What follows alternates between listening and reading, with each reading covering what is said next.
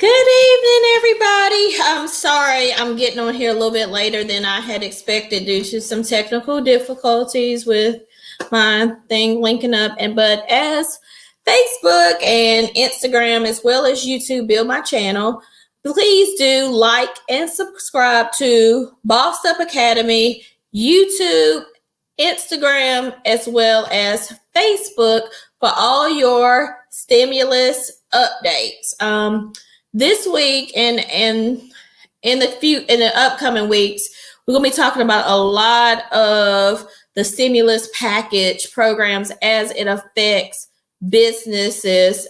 Because Bossed Up Academy is all things business as well as real estate investing, I'm going to be dedicating most of my videos to how businesses can maneuver through the pandemic, what things are out there for them. I did a video yesterday on about the unemployment taking care of helping you with your taxes. Well, I wanted to make sure that I was clear on that because I did get a couple people with some questions in reference to how are they going to pay for their unemployment tax. Well, as you know, PPP can be used for payroll. Once you get your payroll, just like with any other payroll check, you can use your payroll funds for whatever you want to do because it's your payroll. It's the money that you earn. It's your personal funds at that point. So if you opt to pay your taxes that are owed, then you can do that. So I guess I wanted to clear that up to make sure that everybody understood when I said you can use your PPP to pay your unemployment taxes, because a lot of people are able to get unemployment as well as PPP, because the Paycheck Protection Program is actually designed to alleviate your costs. Also, unlike unemployment, PPP is not going to be federally taxed. So the monies that you receive from PPP, now that everybody knows that the formula is going up, and I'll go back over the formula in just a second, but now some people that were only allotted to $1,000, some of those people, when we've done their recalculation since the new formula has come out, they're getting $20,000, $15,000, or some people that were not eligible at all were actually getting thousands of dollars. So when you're getting that kind of money and it's going to come in a large chunk, then it's due to the CARES Act. And I'm going to quote the actual part of the act, and it's 1106 parentheses I, where they are not going to tax that money federally. Now you need to check with your state because there are people on here from different states, but there will be no federal income tax on your PPP money that will be given to you by PPP. So not only, and so I'm gonna go into the part because a lot of people are still not understanding. It is called Paycheck Protection Loan. It does have the word in there that says loan. It is a loan, but if you do the forgiveness part, it is a forgivable loan. That is the part that you have to understand, that they will forgive the loan as long as you do that certification in order for them to forgive the loan. So it is a one-page certification because the majority of the people that are going to be applying this week, and remember that they are given priority to minority businesses under 20 employees. Now, if you are a sole proprietor, that means just file a Schedule C and you don't have anybody working for you, you still fall into that category. You can be a gig worker, an Uber worker, cart worker. You will fall into that category. Right now, they're only going to be taking applications now through March the 9th. March the 9th, mark your calendar, March the 9th, for people that will fall under this new formula. Like I said, because of the new formula is going to give a lot more people money. So therefore, even though the program is going to March 31st, you do not want the program to exhaust all its funds. So that's why you need to apply immediately, because the new formula is not only going to make more people eligible, but the new formula is going to give people thousands and thousands of dollars more. Like I said, some people that only qualified for $1,000 initially, now they're going to get $20,000. Some people that didn't qualify for anything at all are now going to get $20,000. So that's going to make the funds be exhausted faster. So you need to get your application in right away. They're taking your 2019, just to go back over some of the things, your 2019 line 7, which is your gross income. Then they're going to divide that by 12 and multiply it by 2.5 months. Now, if you're in the food and hospitality business, then they are going to get 3.5 months. Also, and then we're going to talk about this a little bit later, people that have venues, there's a grant that's coming out. The portal is not ready yet, but you'll be eligible for that. Also, we're going to talk about in future videos, because right now I want to really stress the importance of people getting their PPP right now. So that's why I'm going to keep going over, but then there's a retention employee tax credit for people that have 941s. Also, some business owners, you can be running a 941. That means your payroll for your employees, and you can file a Schedule C. And you can get money from your Schedule C because that's for your personal replacement of your payroll. And then you can still have your 941 for your employees. So they'll help you with your payroll. If you have a W-2 job where you work a main job, but you filed a Schedule C because you do Mary Kay, you sell tea, you do body sculpting or whatever on the side, it will not affect your W-2 income. It's only going to deal with what you filed on that Schedule C. So even if you're an Uber driver on the weekends, you do Uber Eats on the weekends, whatever, you still can file for PPP. You do not have to be in a quote unquote business full time in order to qualify for PPP, because they are just replacing the income for whatever you reported on that Schedule C. Some people don't see themselves as business owners. That is totally okay. And they get paid through another contractor by 1099. Well, your 1099 that you take to your accountant or your tax person at the end of the year, they are going to file a Schedule C for you. Well, guess what? You apply for PPP, not the person that issued that 1099 to you. You are eligible for PPP. So if you work in construction and your boss man does not take out any taxes, and at the end of the year he gives you a 1099 and that's what you file your taxes based on, guess what? You are eligible for PPP.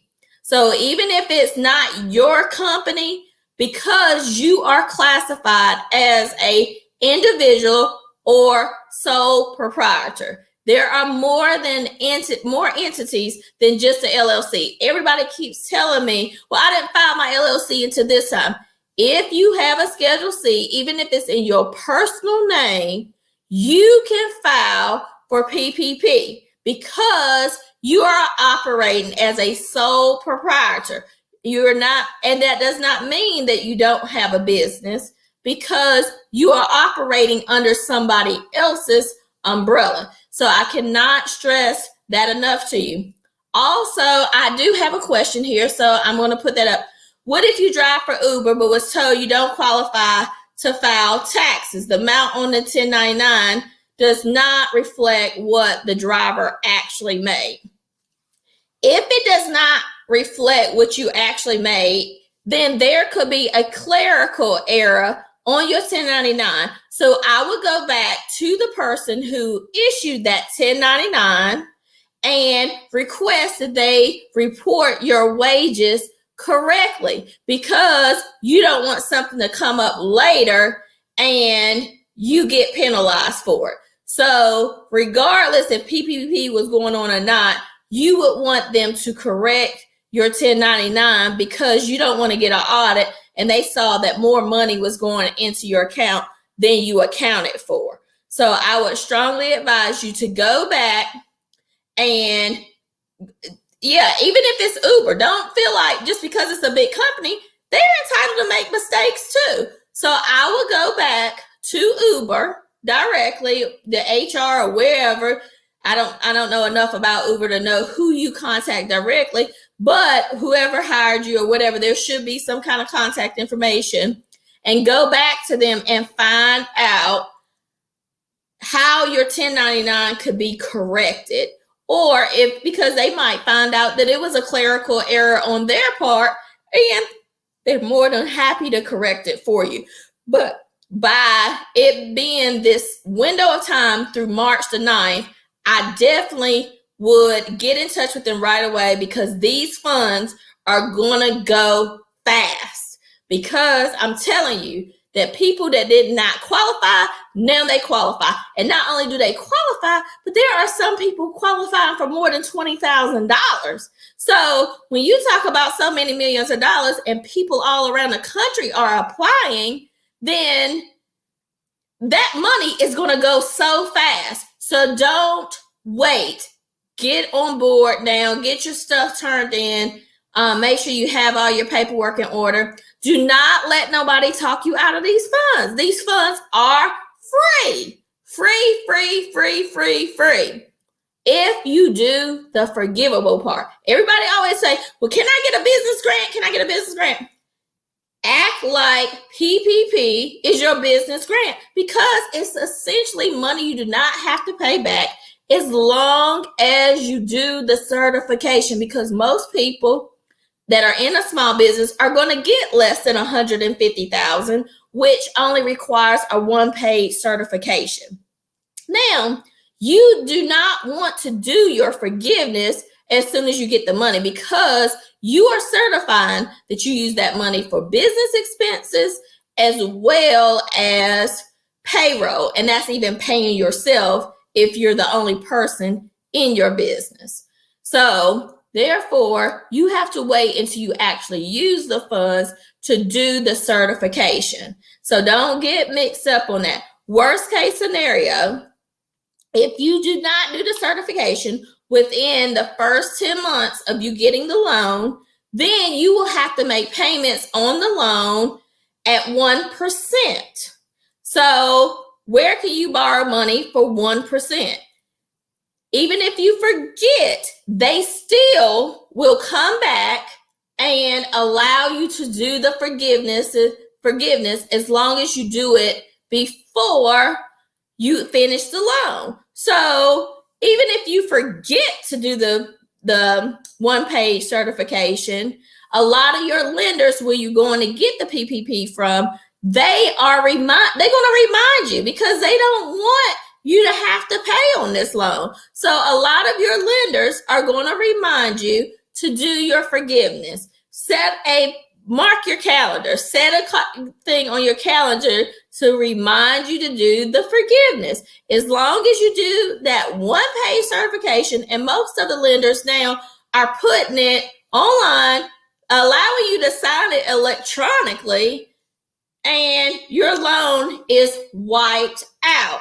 Also, the federal government isn't going to send you a tax bill behind it. So if you're not going to get a tax bill and you sign a form that says that it is going to be forgiven, what do you have to lose? There is no credit check. This is not like EDIL. There is no credit check. I cannot stress that enough to you. If a lender that's doing PPP declines you and they tell you it's because of your credit, go somewhere else and do your PPP, because it's not credit score driven. Do not be scared because your credit is not where it needs to be. There are lenders, and they're supposed to. Now, some people may not be following the guidelines like they're supposed to. I can't help that. But there are people out here that will give you the PPP because it is not credit score driven. It's not based on your credit. So if somebody, I've been hearing people saying that, and I don't know that you got the right answer for that, but I cannot stress enough that it has nothing to do with your credit. Nothing at all to do with your credit. They're basing everything on that Schedule C. What they're doing is getting your ID and stuff like that, asking for your bank statements to make sure that you were operating in those months that you are claiming for lost wages, because they're trying to replace that. The people in the food industry, you need to make sure that you're using the NAICS code, NAICS code, that begins with 72. So that way you can get 3.5 months, which is 3.5 replaced income. People in the food, that means if you got a food truck, any of those things that fall under that code that start with 72, make sure that they doing it at 3.5, not 2.5, because that is a game changer for people that's in the food industry. They're doing it for the people in the food industry because they've been hit the hardest by the social distancing, or even some states where there's no indoor dining. So make sure that you are coding your business correctly when you're putting in for your PPP. If your bank or somebody else is doing it for you and you're in the food or hospitality, remember, food or hospitality, then you need to make sure that you are getting 3.5, because on $10,000, that is $3,500 instead of $2,500. That's $1,000 more money that you would have if you do 3.5 instead of 2.5. So it's going to make a difference. You need to make sure that you understand. Also, on the SBA website, you can Google PPP SBA and read through the questions and answers to understand what you're getting yourself into. I see that this is like a dream come true. I don't see anywhere where you could lose through PPP. No way. I mean, I just haven't found any negatives to the PPP program. Yes, it was some negatives before they revamped the formula, but now that they've given a new formula for Schedule C people, now if you have an S corporation, you can take PPP using your K1. If you are in a partnership, you and your family member own a business and y'all split everything, so you don't file a Schedule C, you file a K1, then guess what? Use your K1. But since the majority of the people that are on are Schedule C filers, that's why I've been kind of zooming in on the Schedule C. And remember, it's going off of Schedule C, line number 7, your gross income, not line 31. Wipe line 31 out of your mind. Line 7 divided by 12 times 2.5. And if you're in the food industry, it's going to be 3.5. Free money Forgivable loan. I cannot stress this enough to you. Forgivable loan is just like a grant. It does not have to be repaid as long as you do the forgiveness. And the only hoop that you got to jump through on the forgiveness is a one-page signature. It's not anything that you have to do. Now, if you get audited, then you're going to need to show business expenses. You're going to need to show that you put money towards writing checks to yourself. You're going to need to show that you spent it on bills for your utilities or whatever. But for the most part, you're going to have that because a lot of people are hurting and struggling right now. So it's not like you hitting the lottery. It's actually repaying you for stuff that you probably already put out and should not have any trouble supplying the documentation. Do not let people who don't know what they're talking about. Ask yourself, the person that's giving me this information, do they have more or less than me? Now that can sound horrible, but ask yourself that question. Does the person that do they know what they're talking about most of the time? Or they don't know what they're talking about half the time? Is the person that I'm getting this information from, do they have a business mind? Do they understand what's going on? Or are they just telling me their perspective? Then also ask yourself, do they even have a business? Are they even filing a Schedule C to give you any kind of advice? Because I'm hearing a lot of people that don't even have a Schedule C and they're giving people advice. Why are you taking advice? Consider your source. Make sure that you are understanding that if you're dealing with somebody, that they know what they're talking about. Go back and verify. You may even want to verify it from multiple sources.